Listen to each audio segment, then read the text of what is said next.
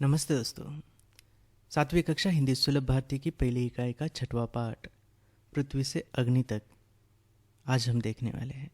हमारे भारत देश के भूतपूर्व राष्ट्रपति डॉक्टर APJ अब्दुल कलाम जी का यह एक संस्मरण है।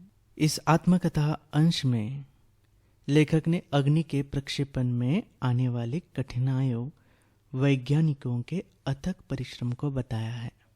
तो देखते हैं पृथ्वी से अग्नि तक। बालासुर में अंतरिम परीक्षण का काम पूरा होने में अब भी कम से कम 1 साल की देरी थी। हमने पृथ्वी के प्रक्षेपण के लिए श्रीहरिकोटा अंतरिक्ष केंद्र में विशेष सुविधाएं स्थापित की। इनमें से एक लॉन्च पैड, ब्लॉक हाउस, नियंत्रण उपकरण तथा चलित दूरमिति केंद्र शामिल थे। पृथ्वी उपग्रह को 25 फरवरी 1988 को सुबह 11:23 पर छोड़ा गया। यह देश के रॉकेट विज्ञान के इतिहास में एक युगांतकारी घटना थी। युगांतकारी घटना यानी युग प्रवर्तक ऐसी घटना थी।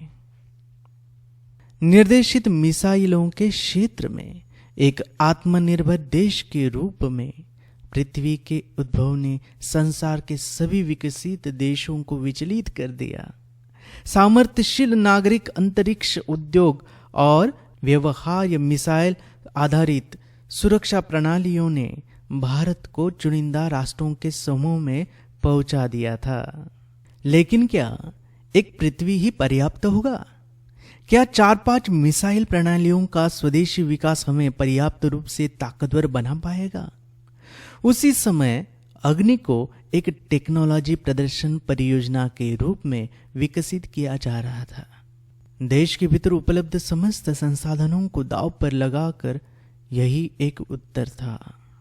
अग्नि टीम में 500 से अधिक वैज्ञानिक थे और इन विशाल प्रक्षेपणों में अनेक संगठनों का नेटवर्क बनाया गया था। अग्नि का प्रक्षेपण 20 अप्रैल 1989 को निर्धारित किया गया। यह एक अभूतपूर्व अभ्यास होने जा रहा था।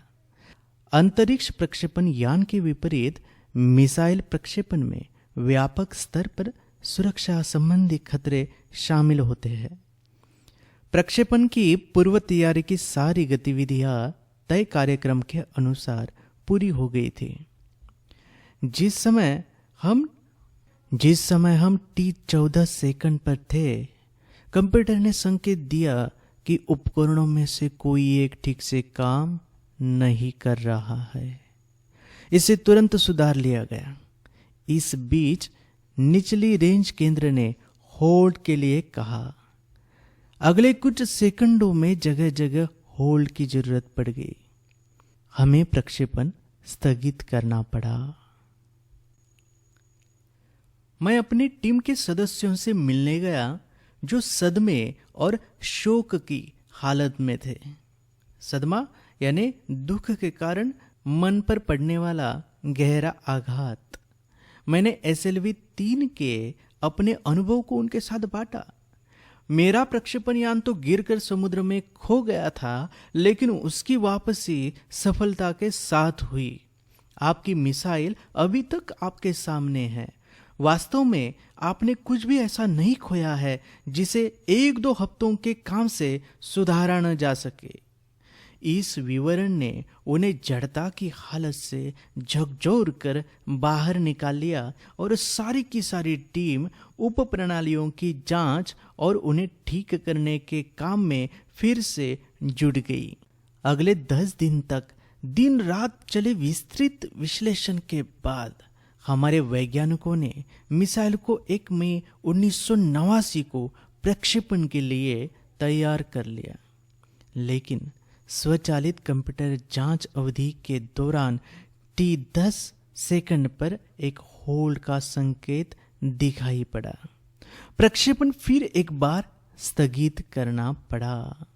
रॉकेट विज्ञान के क्षेत्र में इस तरह की चीजें बहुत आम है और अक्सर अन्य देशों में भी होती रहती है।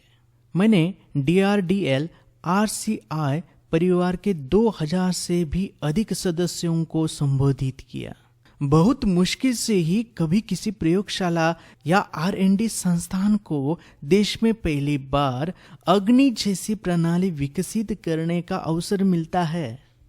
यह महान अवसर हमें दिया गया है। स्वाभाविक रूप से बड़े अवसर अपने साथ बराबर की चुनौतियां लेकर आते हैं। हमें हिम्मत नहीं हारनी चाहिए। समस्याओं को हमें हराने का मौका नहीं देना चाहिए। देश को हमसे सफलता से कम कुछ पाने का अधिकार नहीं है। आइए सफलता को लक्ष्य बनाएं। अपना संबोधन लगभग खत्म कर चुका था कि मैंने लोगों को कहते हुए पाया, मैं आपसे वादा करता हूँ महीने के खत्म होने के पहले ही अग्नि का कामयाबी से प्रक्षेपण करने के बाद हम यहाँ वापस मिलेंगे। यह किसी आश्चर्य से कम नहीं था कि कैसे सैकड़ों कर्मचारियों ने लगातार काम करके प्रणाली की तैयारी का काम स्वीकार्यता परीक्षणों सहित केवल 10 दिन में पूरा कर डाला। लेकिन अब बाधाएं पैदा करने की बारी विपरीत मौसम के थे। एक चक्रवात का खतरा मंडरा रहा था। सभी कार्य केंद्र उपग्रह संचार के जरिए आपस में जुड़े हुए थे।